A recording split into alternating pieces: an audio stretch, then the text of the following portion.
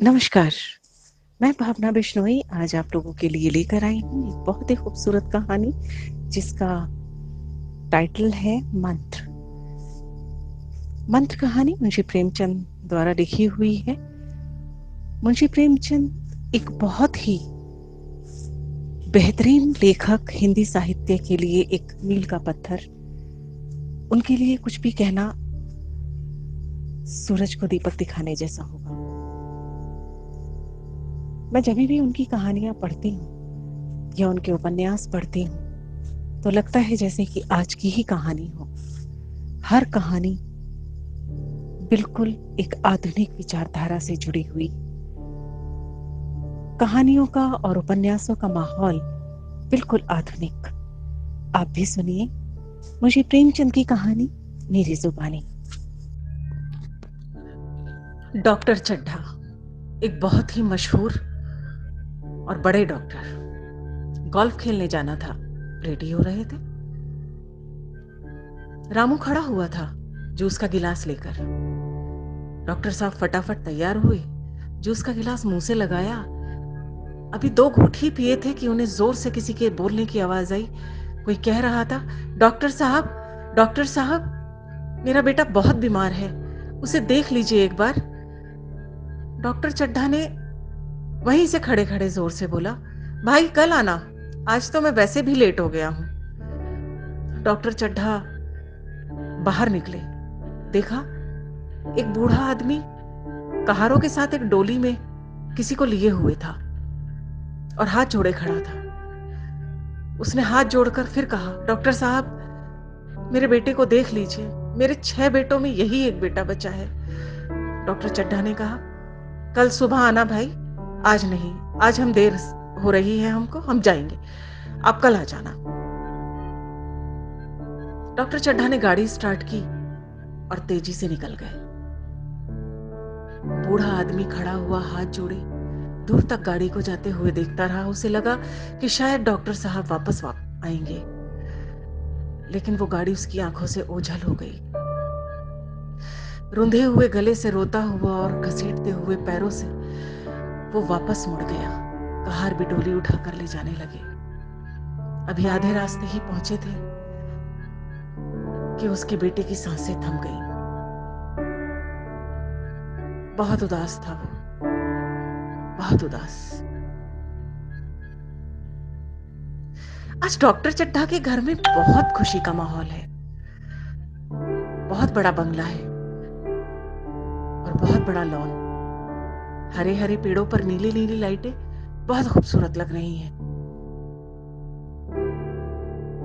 Piano की खूबसूरत धुन पूरे वातावरण को बहुत खुशनुमा बना रही थी। पियानो पर थिरकती हुई उंगलियां किसी और की नहीं, मृणालिनी की थी। मृणालिनी, डॉक्टर चड्ढा के इकलौते बेटे कैलाश की मंगेतर, बेहद खूबसूरत, काले रंग के गाउन में बहुत सुंदर लग रही थी। सभी खुशी के मारे इधर उधर घूम रहे थे। डॉक्टर चड्ढा भी आने वाले मेहमानों से लगातार बातचीत कर रहे थे। मृणालिनी और कैलाश एक ही कॉलेज में पढ़ते थे, सहपाठी थे, तो उस पार्टी में और भी बहुत सारे लोग आए हुए थे, बहुत सारे मित्र भी आए हुए थे। डॉक्टर चड्ढा के 2 बच्चे, एक बेटी और एक बेटा। बेटी का विवाह पहले ही हो चुका। मृणालिनी भी एक बहुत बड़े उद्योगपति की पुत्री, जिससे कैलाश की शादी तय हुई थी। आज एक पार्टी थी और मृणालिनी अपनी ही मस्ती में मस्त पियानो पर एक खूबसूरत धुन बजा रही थी कि अचानक उसकी उंगलियां रुकी और उसने कैलाश को आवाज लगाई, कैलाश, आज नहीं दिखाओगे अपना पिटारा? कैलाश वापस आया और बोला, आज नहीं, फिर किसी दिन। क्यों? आज क्यों नहीं? अरे तुम भी तो दिखाओ ना सबको कि तुमको कितना सांप पालने का शौक है। हाँ मृणालिनी, मुझे सांप पालने का शौक है, लेकिन आज बहुत मेहमान आए हुए हैं, लेकिन आज मैं कोई तुम्हें सांप नहीं दिखाऊंगा। तभी पीछे से एक मित्र ने कहा, क्यों भाई, आज क्या बात है, आज भी दिखाओ। जैसे सब उसके पीछे पड़ गए। कैलाश ने कहा चलो ठीक है, मैं दिखाता हूं। वो एक तरफ गया और उसने कुछ पिटारे उठाए। उसमें से एक पिटारा खोला, उसमें से एक काला लंबा सांप उसने हाथ में ले लिया और अपने मित्रों को दिखाते हुए बोला, ये सांप बहुत जहरीला है, अगर काट ले तो इंसान तुरंत मर जाए। तभी एक दोस्त ने हंसते हुए कहा, कुछ नहीं, मैं नहीं मानता। कैलाश ने उस सांप की गर्दन को कस के दबाया और उसका मुंह खोल दिया। बोला, देखो दांत पूरे हैं। उसका मित्र बोला, हाँ दांत तो पूरे हैं। तभी कैलाश के हाथ की पकड़ थोड़ी ढीली हुई और सांप ने कैलाश को काट लिया। सांप कैलाश के हाथ से छूट गया और रेंगता हुआ कहीं झाड़ियों में छुप गया। कैलाश को चक्कर आया और वो बेहोश होकर नीचे गिर गया कि वहां अफरा तफरी का माहौल मच गया। मृणालिनी जोर से चिल्लाई, कैलाश उठो कैलाश, लेकिन कैलाश बेहोश हो चुका था। डॉक्टर चड्ढा दौड़ते हुए आए और उन्होंने कैलाश की नब्ज देखी। वो घबरा गए। कैलाश को उठाकर अंदर कमरे में ले जाया गया। वहां एक बेड पर उसे लिटाया और उसकी नब्ज को बार बार देखने लगे। किसी ने जोर से कहा, अरे किसी ओझा को बुलाओ, किसी झाड़ फूंक वाले को बुलाओ, ये सांप का काटा है, ऐसे नहीं ठीक होगा। डॉक्टर चड्ढा ने न जाने कितने झाड़ फूंक वाले ओझाओं को बुला लिया। उसी वक्त किसी ने कहा, ये सांप का काटा है साहब, ऐसे ठीक नहीं होगा, किसी बड़े ओझा को बुलाइए। डॉक्टर चड्ढा ने कहा, जो कर सकते हो करो, मुझे अपना बेटा ठीक चाहिए। डॉक्टर चड्ढा बहुत घबरा रहे थे। मृणालिनी की तो जैसे सांस ही निकल गई थी। सब चुपचाप खड़े हुए उस नजारे को देख रहे थे। ठक ठक ठक, एक टूटी हुई झोपड़ी के दरवाजे पर एक थाप सी बजी। दरवाजा खोला। अरे मुरारी, तुमको नहीं पता डॉक्टर चड्ढा के बेटे को सांप ने काटा है? मुरारी ने कहा, तो मैं क्या करूं? जाओ भाई जाओ, इतनी रात हो गई, तुम मेरे दरवाजे क्यों आए हो? कैसी बात करते हो मुरारी? आगंतुक ने मुरारी से कहा, तुम आज तक कभी ऐसा नहीं हुआ कि किसी सांप के काटे हुए को तुमने ठीक नहीं किया हो। जाओ उसको भी ठीक करो।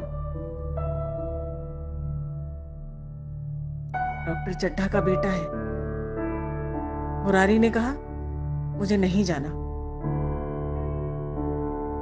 और वापस दरवाजा बंद करके अंदर आकर लेट गया। नहीं थी, सर्दियों की काली रात थी।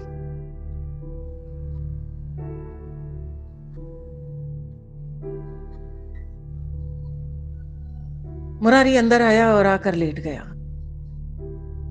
लेकिन उसे नींद नहीं आ रही थी। वो चुपचाप उठा, दरवाजा खोला और धीरे से दरवाजा बंद किया, कहीं उसकी पत्नी ना जाग जाए। उठ के बाहर निकला और तेज तेज कदमों से डॉक्टर चड्ढा के घर की तरफ बढ़ गया। न जाने कितने विचारों का आना जाना उसके दिमाग में चल रहा था। वो डॉक्टर चड्ढा के घर पहुंचा और जाके बोला, डॉक्टर साहब, क्या भैया को एक बार मैं देख लूं? डॉक्टर चड्ढा ने बहुत आशा भरी नजरों से उसकी तरफ देखा और कहा, भाई देख लो। मुरारी अंदर गया और उसने कैलाश की नब्ज टटोली और बाहर आके बोला, चिंता ना करें डॉक्टर साहब, भैया थोड़ी ही देर में ठीक हो जाएंगे। और वापस अंदर जाकर कोई मंत्र बुदबुदाने लगा। धीरे धीरे मंत्र बुदबुदा रहा था और साथ साथ कुछ हाथ भी नचा रहा था। डॉक्टर चड्ढा उसे लगातार बाहर से खड़े होकर देख रहे थे। डॉक्टर चड्ढा बहुत उम्मीद भरी नजरों से उसे देख रहे थे। थोड़ी देर बाद मुरारी बाहर आया और बोला, बस चिंता ना करें, भैया अब ठीक हो जाएंगे। और वरांडे की सीढ़ियां उतरकर लॉन में होता हुआ मेन गेट की तरफ बढ़ गया। अंधेरी रात थी, सर्द हवा थी। डॉक्टर चड्ढा को बेटे की आवाज आई। उसने पानी मांगा। डॉक्टर चड्ढा दौड़ते हुए गए। उन्होंने अपने बेटे को पानी दिया और फिर वापस बाहर आए। उन्होंने उस आदमी को आवाज लगाई, हे भाई सुनना। लेकिन वो तब तक बहुत दूर जा चुका था, मानो उसके कानों तक उनकी आवाज ही नहीं गई। डॉक्टर चड्ढा उसे पुकारते रह गए कि तभी उनकी पत्नी नारायणी आकर बोली, कहाँ गया वो आदमी? मैं उसको कुछ देना चाहती हूँ। मैंने उसके लिए कुछ बहुत बड़ा इनाम सोचा है। डॉक्टर चड्ढा ने कहा, वो तो चला गया। कौन था वो? नारायणी ने पूछा। डॉक्टर चड्ढा ने कहा, अभी कुछ दिन पहले ये आदमी आया था अपने बेटे को लेकर मुझे दिखाने के लिए, लेकिन उस वक्त मैंने इसके बेटे का इलाज नहीं किया और वो चला गया। नारायणी, अब ये कभी वापस नहीं आएगा। कहते हुए डॉक्टर चड्ढा और उनकी पत्नी मायूस होकर घर के अंदर चले गए। उधर मुरारी तेज तेज कदमों से दौड़ता हुआ अपने घर चला गया। उसे अपनी पत्नी के जागने से पहले अपने घर पहुंचना था। वो घर पहुंचा, दरवाजा खोला, उसकी पत्नी गहरी नींद में सो रही थी और वो भी अपनी चरमराती हुई चारपाई पे जाकर लेट गया और सो गया। अब 4 बज गया था। नींद जैसे कोसों दूर थी उसकी आंखों से, लेकिन उसे एक सुकून था कि उसने आज किसी को फिर जीवन दान दिया। तो दोस्तों, कैसी लगी आपको ये कहानी जिसका शीर्षक था मंत्र? उम्मीद है अच्छी लगी होगी। और इसी श्रृंखला में मैं एक और नई कहानी के साथ आपके सामने फिर हाजिर होंगी। तब तक के लिए take care, stay home, stay safe. Thank you so much.